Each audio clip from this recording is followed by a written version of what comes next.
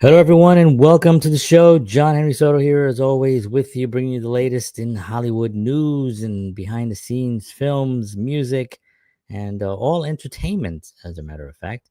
And I'm here Monday through Fridays at 7 a.m. Central, as well as Sunday evenings at 7 p.m. Central. And I'm there with George Batista on Sunday nights.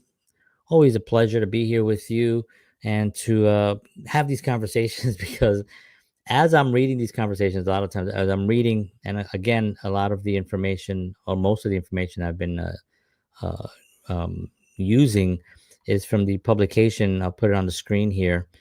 It's called readthedailies.com.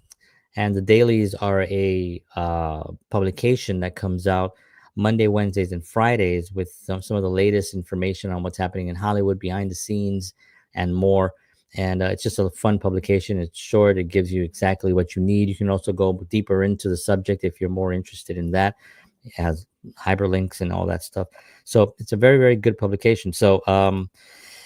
But one of the things that I've been realizing is doing this is that as I'm reading, as I'm kind of like, I've already read the material, I already studied it, I already know what I want to talk about, but new things pop into my head, and it's a fascinating thing for me. I realize that I'm more of a fan. I mean, I'm in the business, and I've done films, and I've played music, and I've recorded. I've done a lot of different things, but when I'm reading these things, I'm reading it as a fan, and I want to share that with you because I'm a fan of the industry. I want the industry to do well. I want films to do well. I want entertainment to continue to uplift us and make us feel good and make us have hope for the future. That's what entertainment should do. It should be a break, whether it's a thriller, a horror, whatever it is, but it should be a break from reality to kind of give you something that you can actually feel good about and just get just for whatever those 2 hours are, just to kind of pull you out of whatever you're in, and to give you something so when you go back you feel better, right? And so I love that part of it. That part is the what really keeps me in and keeps me going and keeps me doing these early morning shows and late shows and different hours, time of the day, and all the content that I put out. It's because of that, and I love doing that. And that's why I bring this to you. And I appreciate you tuning in today, this morning, as always, and everyone here on TikTok as well. Thank you very much for showing up. And I do this again, like I said, in the mornings. All right, let's get started here because there's a lot to cover, and I want to make sure I get to it all. So we're going to be talking about theaters to start out now. So movie theaters, where we see the movies, basically, there's thousands of them, right? Across the country, and they're owned by certain publications, right? AMC is one, Regal is another one, Cinemark is another one, and they have these theaters across the country where they show the films, right? Um, Hollywood can't own theaters because then that would be a conflict of interest, right? They would be like, well, we're only going to show my movies. So if MGM or Paramount or one of those big studios owns 2,000 theaters across then they're going to just show their films, and then the other company is going to have to own it. They can't. So they have these entities that own these things. Do they have some kind of a push on them? I don't know, because this article right here is going to clearly show you that there is a problem. So movie theaters are cramming 30 minutes of ads before films, and Hollywood studios aren't happy. AMC just joined rivals Regal and Cinemark in running marathon pre-shows packed with non-movie commercials. Ugh, that is just horrible. Can you imagine going to the movies and spending 30 minutes just watching commercials that have nothing to do with the film? It's a horror.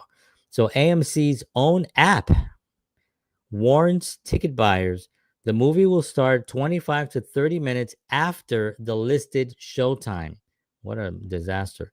Basically giving consumers a green light to skip the whole pre-show, and skip they do. Studies show 36% of audiences now intentionally arrive late to dodge the ads, with only 20% in their seats when the trailer starts. That's a disaster. That's a problem because moviegoers are also missing the movie trailers that studios drop hundreds of thousands of dollars to place.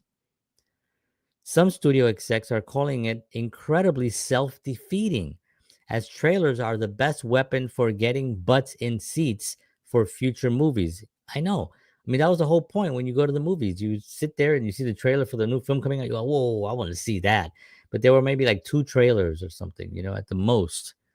But AMC's got bills to pay. The chain is sitting on $4 billion in debt and needs every revenue stream it can get. Hey, let me tell you something about AMC's $4 billion in debt. How are you $4 billion in debt? How does that even happen? You're given all you gotta do is show them.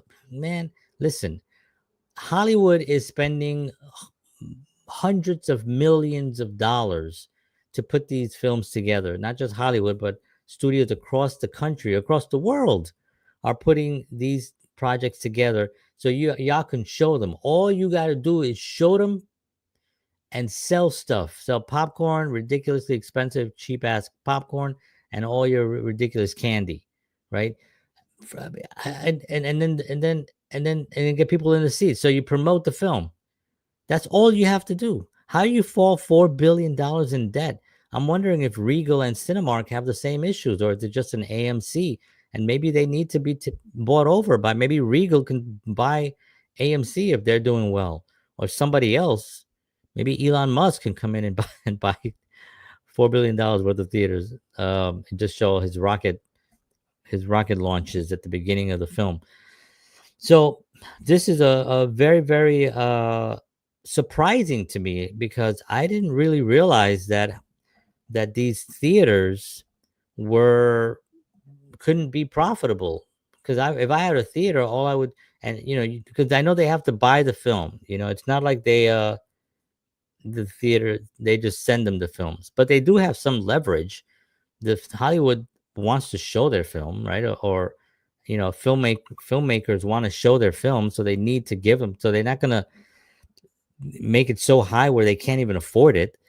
I think it's just poor leadership. Well, obviously it's poor leadership, poor management, poor financial management, all of it. Everything that I'm saying, it's got to be part of it, because that's how you go $4 billion in debt, unless that's a normal thing for studios to do, which I don't think it is. So there you have it. Movie theaters are cramming now 30 minutes of ads before films. So if you are going to the theaters, just be aware of that. Try to get there not 25 minutes late. Try to get there, catch a few of the commercials, because you want to catch the trailers. The trailers are really where it's going to get you excited about. That's kind of the whole thing. So try to get there early. There's a lot of money being spent to entertain us, and it's important for us to remember that the trailers are. I mean, I was so excited whenever I would see a trailer for a film, and the trailer was done well, because people, trailers can also be ruined, and sometimes they can give away too much in a trailer, and you're like, well, I kind of felt like I already just saw that film because the trailer gave you too much.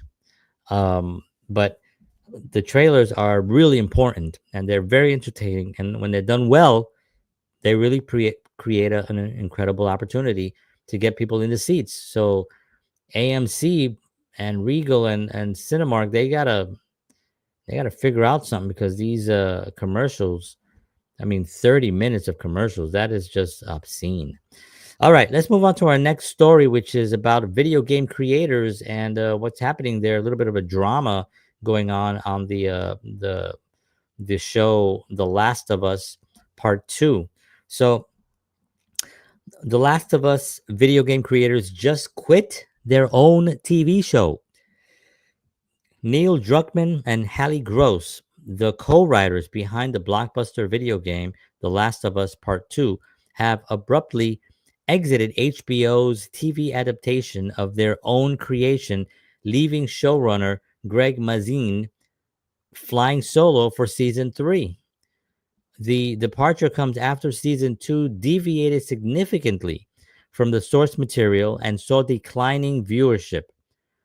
Druckmann wasn't just a writer for hire, he created the original The Last of Us universe, and his involvement was crucial for maintaining credibility with the game's devoted fan base. As Hollywood turns to video games as the latest IP goldmine, many are wondering if this departure signals whether the studios will continue collaborating with game creators or start shutting them out once they've got what they need. Both described the split as amicable, with Druckmann heading back to focus on his next video game and Gross pursuing other projects. So the I've never been into I watched the Sonic series because of my son. I have an 8-year-old son, so he loved Sonic, and we watched those. Very entertaining. I think that's the only one I ever really could even think of video games. I don't play video games, but I know it's a huge billion-dollar market, so it makes sense that Hollywood is going to try to take advantage of that opportunity and try to figure out how they can squeeze the most out of a video game and out of can they squeeze out like 4 or 5 sequels or a TV show? That's what they sit around in boardrooms, men with ties, and try to figure out how they can actually make the most money out off of a project, off of something. And this is what happens, and this is why he's leaving. This is my opinion, of course.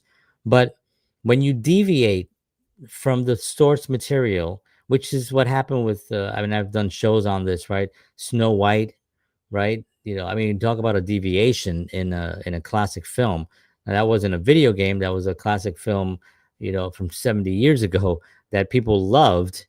And you talk about a deviation and a flop. I mean, one of the worst films of the year. I think it's gonna come out as being the worst film of the year. And the deviation was what really turned people off. You can't deviate from something that was the initial thing that made it great. See, that's the thing.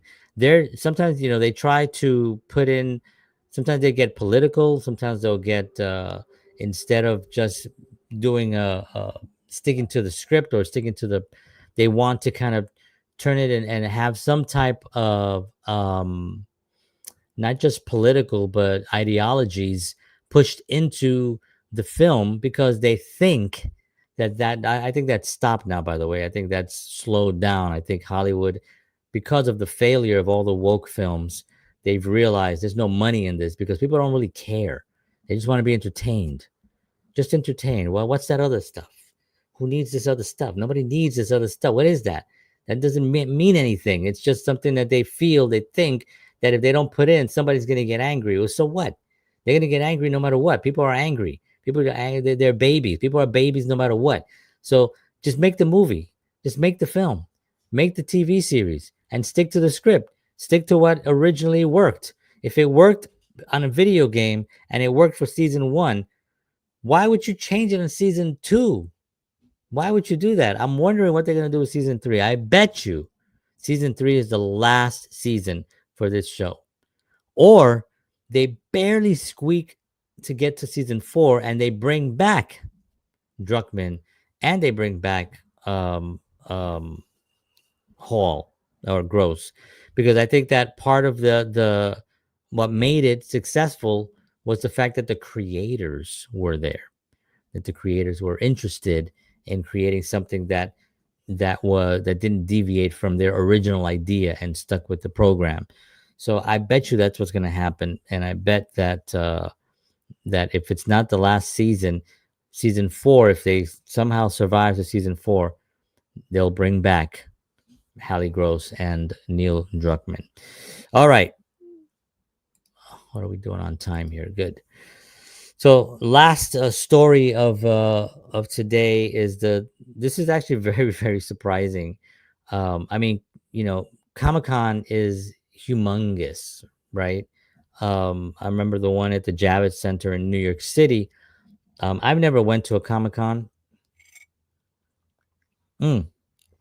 That's not true. I did. I did go to a Comic-Con accidentally once. I went in, and I somehow they let me in to just look around or something. And I got in and I looked around, and it was very, very interesting, very fascinating how people really, really take this very seriously. And well, they should. I mean, it's something that generates a lot of interest, a lot of money, a lot of great entertainment, and people like it. But here's something interesting. So Comic Con's biggest stars are no shows this year. Major studios, including Marvel, Warner Brothers, Sony, Lucasfilms, are ditching San Diego's Comic Con's Hall H presentations, leaving the 6,500 seat venue notably light on superhero blockbusters. The exodus comes after superhero films have been posting disappointing numbers, with Thunderbolts being the latest letdown, despite being Marvel's attempt to reinvigorate the fatiguing genre. And I've talked about this on this show many, many times, where I think, Marvel did a really, listen, I'm not going to say anything negative about Marvel, what they did with those, I would say 23 films, starting from, and you can watch these in sequence. And we did that. My family and I, like I said, my son loved it, and my daughter, um, and me and my wife would sit there and we watched from the beginning, which was Captain Marvel, all the way up to Endgame. And there's a certain order that you can actually Google it or go to ChatGPT, and it'll give you the order of sequence of how you should watch these films, because then you'll see the characters developing as you watch the every single episode or every single film. And it was very entertaining.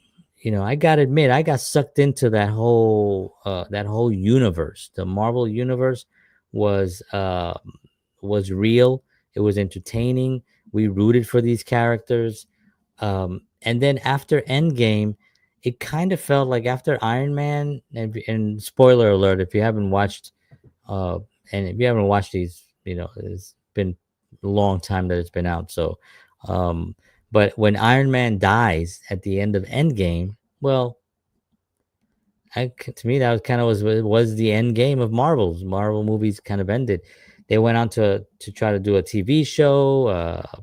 They had their own network, on their networks. They had, what else did they do?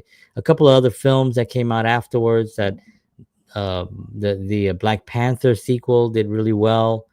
um, and I guess they kind of had a false sense of security with coming up with a lot of these other, and Thunderbolts, which I have not seen. I haven't seen anything since Endgame, as a matter of fact, and now this was my own thing. But they're slowing down.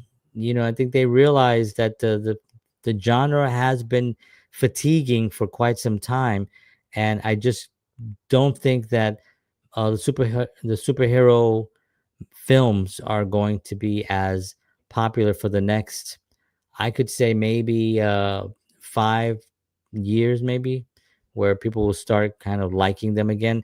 And it has to be with something that's very, very entertaining. Now, my fear is because of AI, that they will just start cranking out these really horrible AI generated superhero films.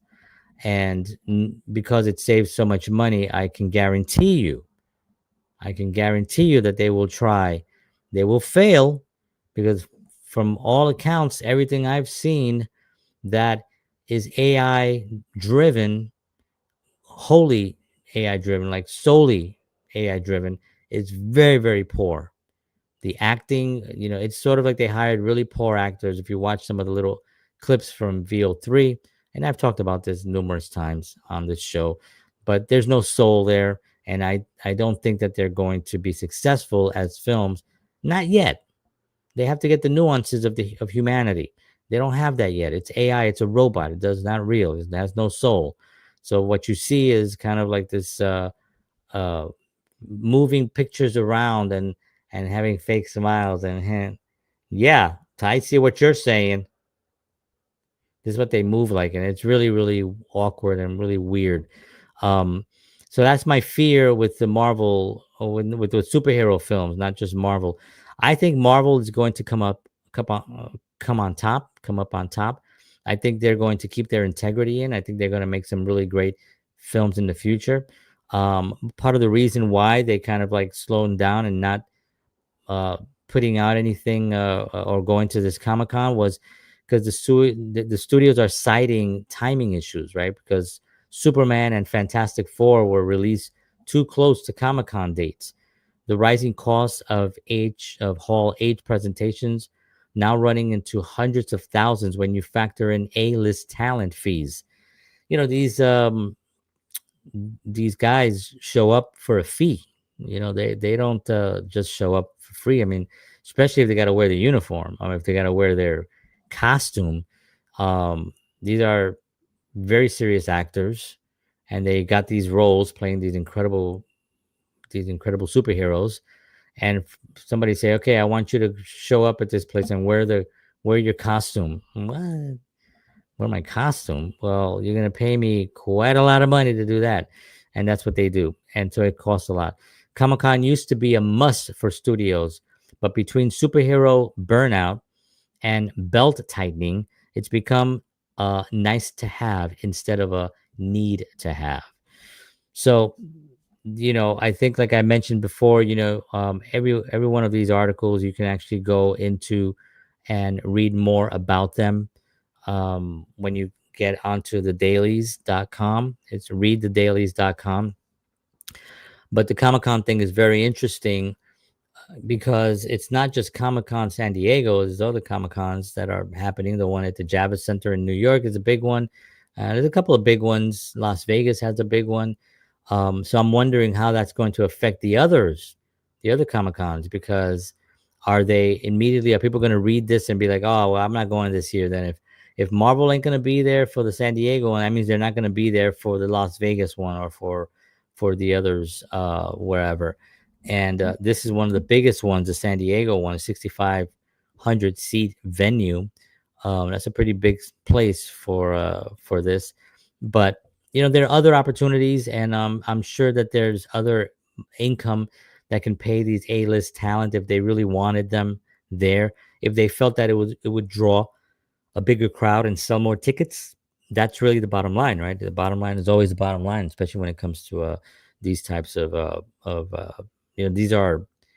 these came up because fans of a genre, right? Of whatever. It started with horror and space, and then it started with the movies, and then it started with gatherings, and then it kind of turned into this comic book world, and then Comic Con came in, um, and it started kind of realizing, oh, we can actually have this yearly event where we charge a lot of money for these tickets, and they can come in. Hey, why don't we invite some of these major celebs that are in the films? Let's invite the cast and have a panel and have people ask questions, and that became the next thing. So it wasn't built in it was built out of the fact that there were fans, right? The fans built Comic Con, right? They're the ones that started. There's still groups together that have meetups that are still fans of things, and they get together and they have their own little parties and their own little gatherings, where they show some clips of the films, and then they have their events. And this is something that goes along across the country. It happens, right? So it's not a thing that the entertainment industry needed. It just was a nice thing to have. Like you're saying right now, it used to be mandatory. You had to do it. So I think this weekend is the Superman, and I think Fantastic Four are coming out very, very soon. Very interested to see what these two films do. I'm going to keep an eye on those because they're going to really tell us a lot about what we're going to see in the next year or two.